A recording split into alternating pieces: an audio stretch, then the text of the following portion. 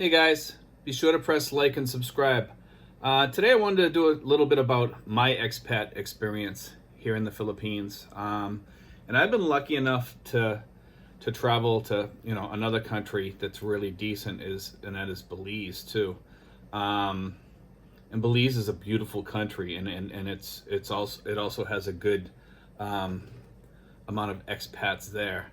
One thing I noticed though about Belize was the expenses there.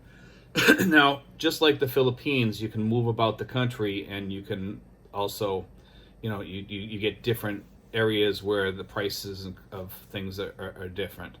So it varies. And in the Philippines, you have that same experience, and my expat experience in the Philippines has been really, really good. I have to be honest with you. I mean, I've had my days here where, you get tired of some things, the service at some of the restaurants or something like that, but that's minor. It really is. You just have to learn patience here. And once you learn your patience to have patience here, you'll survive a lot easier here. And the other thing is, I did a video on this, is saying no. When people ask you for money, just learn to say no. I mean, I do give money out to people in the streets and stuff like that, but and to people I feel it's worthy. But make sure you set aside an amount in your budget for something like that, so you don't go broke. But my experience here has been really good. I mean, you have to live off of a budget when you get here, and you should write out that budget. And that's one thing that I learned back home. And one of the reasons why my expat experience has succeeded here also is because of the fact that I planned for 4 years. For 4 years, I had a white bulletin board, just like the one behind me, up on my wall, and I used that to planned everything, from when I'm going to sell my car, when my bills will be paid off, because you don't want to come here and have bills, guys. You want to have all your bills paid off. You want to have, you should by rights try to come over with $20,000. If you come over with 10, you should be okay, as long as you don't use that as spending money. You just use that for your needs, for emergencies. Don't dip into that for anything except for an emergency. Always have enough money to go home. Always. Okay. Get insurance as soon as you get here. These are the reasons why my plan worked, because I made sure that I had the money to pay for these things for a whole year. I paid my rent for a whole year, and I saved 1 month's rent. Okay, either 1 month or 2 months rent or something like that. I think it was 1 month. Anyway, and you can negotiate with your landlords here. These are things that helped me succeed, and they helped others succeed too. If you come over here and you're just in a rush to come over here, you're not going to succeed. It takes a while to plan to come over here. When I got here, I had my SRRV retirement visa in my hands about a month after I got here. I had planned all that. I planned all the paperwork to have everything ready when I come over here, and I got it really fast. I was very lucky in that case. Food here, very cheap. Make sure you plan on having some Western foods here. You can order things online. I've stated this before in some of my other videos. And computers and tablets, and make sure you have your Magic Jack and you put Magic app on your phone. Some apps are hard to put on over here once you get here, so make sure you put them all on in the United States. iPhones, I recommend over here better than Android. Okay, they just work better.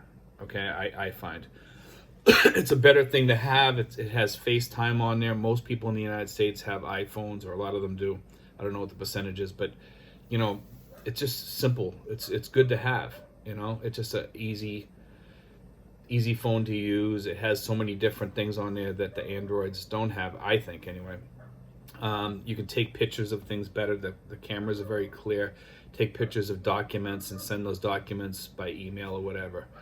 The other thing is over here that I enjoy very much, and it's part of the expat experience, is you need to get away once in a while. If you don't live near the water or something like that, guys, you should plan a little bit of money every once in a while to get away, go to a resort or something like that, and near a beach or something. if you live inland in the Philippines. And I don't really live, I won't say inland, I live a little bit inland, but I live fairly close to the water. I'm about maybe 40 minutes away from the water, something like that, maybe. To the resort that I go to, maybe it's about an hour. I go to Oasis. There's other resorts nearby that aren't on the beach, but they have big pools. It's pretty nice.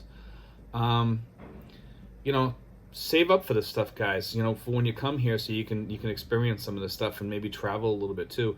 Also, guys, you want to have a little bit of travel money here. You don't want to be stuck in your home all the time. You know, make sure you have enough money to do this stuff. And saving, I mean, you can leave it in your account back home. Just make sure you tell your bank that you're going to be going to the Philippines, and you want to be able to use your ATM in the Philippines. Some banks will say, well, then you have to sign a waiver. Sign the waiver. You just do what you need to do to come here. You know what I mean? Because some they figure that there's a lot of scammers here or something like that. So I've never had any problems with my ATM here. Okay. Save. If you have enough money each month that you can save when you get over here, it's going to be part of your success story. I recommend having like maybe a stock portfolio or something like that, or put it into a savings account or whatever if you don't feel safe putting it into stocks. If you have enough money, guys, if you come over here with $2,500 a month and you're blowing $2,500 a month, you got a problem. Okay, either it's drinking or spending it on women or something like that, you got a problem. You really need to look into that, because I can live fine over here with my family for $1,500 a month. Okay. So if you're spending $2,500 a month over here, you got issues. I mean, I've seen people over here that had $5,000 a month and were telling me that they couldn't afford insurance, health insurance. They're making $5,000 a month over here in the Philippines and telling me that they didn't have money for health care. I don't know what you're spending your money on, but guys, if you're spending $5,000, $4,000, $3,000, even $2,500, you got some serious spending issues. I mean, I can understand if you're traveling around and you're going places, that's different. I'm not talking about that, but I'm saying I know guys that weren't even traveling; they were living in the next town over, and they were spending $5,000 a month. And it's not going to be a success story. And in that case, it wasn't a success story. Guys, you just need to slow down on some things. When you come here, like I said, live frugally, live on a budget. By frugally, I don't mean, you can't go out to eat once in a while. I'm saying live, don't go out to eat every night. Go out to eat once or twice a week if you can, learn to go to McDonald's sometimes, or cheaper places, there's cheap places here. To me, a big trip is going over to Subway over in Alabang from where I live, and it's about an hour and a half away by van. And I love eating, having an American sub, and I get my Italian BMT and with everything on it, all the veggies and everything, and it's delicious. I wish it was closer. They have Army Navy here, which has decent Mexican food if you like Mexican food. They have Gringos, places like that. Your experience over here is what you make it. Okay, but the key to success over here is that 4-year planning period before you come here. And some people don't need 4 years. If you have most of your bills all paid off and stuff like that, you can plan this a lot easier. I happen to have some things I needed to pay off and stuff. I had gone through a divorce. And if you have money in the bank and you already have a nice retirement, coming in already, a pension or something like that, and you're getting $3,000, $4,000, $5,000 a month, $6,000, $7,000 a month, you're ready to come over here if you're getting $2,000 or more, in my eyes, I mean, I come over here with $1,250 a month, and then I get a little bit more later on, and I'll get a little bit more when I turn 67 and get Social Security. Okay, so I mean, you can do it, guys. There's people that live on a lot less than that. I hear about these guys that live south of me on some of the islands. They live in the provinces with their girlfriends or whatever, and they're living on $300-$400 a month. And if you and they hand the money over to their girlfriend and they say, this is it for the month, so when this is gone, it's gone. And the family learns to live on that, or give her $100 weekly. But then here's the thing: if you're going to do something like that, you want to have money to go home. You want to have some sort of insurance. You want to have some sort of backup. And I'm going to say that a lot. You need to have an emergency fund here. Some people say 10,000, some people say 25, some people say 50. You need to have some sort of health insurance for sure, and death insurance. And I've talked about this in one of my other videos. These are all things that you need taken care of. You need to have some sort of insurance if you pass away, and a plan.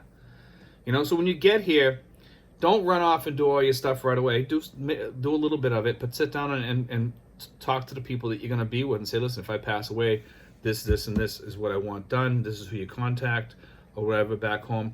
And eventually, when you get close enough with your girlfriend, and if you get married or you're living with her for over a year or whatever, then start planning it with her, for her to bury you, and make sure you have some money aside to have her bury you. Have an account that she can get into and go to an attorney and have it so that when you pass away, that account can go directly to her and she gets the money to bury you right away. Okay? These are all things you need to do, guys, to be successful over here. And so many people come over here and they fail. I mean, we see homelessness over here with expats. And it's not often that we see it, but we do see it on occasion. I've seen a few right in front of the United States Embassy out there living in the median strip, right across from the embassy, where the embassy can see these people when they drive by. Nobody from the embassy is going to help you. Nobody. And you can actually go over there for, you can get an expat emergency loan to go home if you do reach that point. But I do not recommend this, because they're going to call people back home and you're going to get embarrassed. It's an embarrassing situation. It's just not a good thing. But if you're going to succeed, guys, my experience over here is, don't give money to people that you can't afford to give it to. Just say no. Live frugally, have a budget board, don't overdo things. If you don't use the internet a lot, just use your phone as a hotspot and pay it's like I think it's with Smart, it's $2.99 a month. When your 4 gigs run out, you can do another 4 gigs of data for 299 pesos, and that's a bargain, guys. So just FYI, just live frugally. If you come, like I said, if you're coming over here and you're gonna, you want to live high on the hog and live in a gated community and stuff, you really don't need to do that. I mean, anybody that's seen my videos, I live a decent life here for $60 a month for rent. You might have to fix up the place a little bit, but if you plan on staying there for a while, fix it up to your liking. It doesn't cost much to do paint, guys. It doesn't cost much to get a refrigerator. It doesn't cost much to get air conditioning. It costs a little bit. I mean, but you're going to use it. So, just look at it that way. If you go to a place that you're paying $200 a month for in a gated community, you're going to get a beautiful place. Don't get me wrong, it's beautiful there. And I highly recommend it, if you do something like that, that you first try living in a different place, okay? And then see how you like it. But if you going into a place like that, they have pools. Yeah, it can. If you have enough money, go for it. If you think you can afford it, do it. But anyway, guys, that's my views on this subject for today. Like I said, being frugal is the key, and planning. That planning really helped me a lot. Marking everything down to get ready to come over here. I marked everything down and it made a big checkoff list. And it was good to see those things come off that list, especially when you get into the last days and you start checking them off. And then I remember on the last day, everything was erased, and I was just looking at that whiteboard and I was like, wow, I'm finally here. And it felt great. But anyway, guys, we'll talk to you guys later. Have a good day.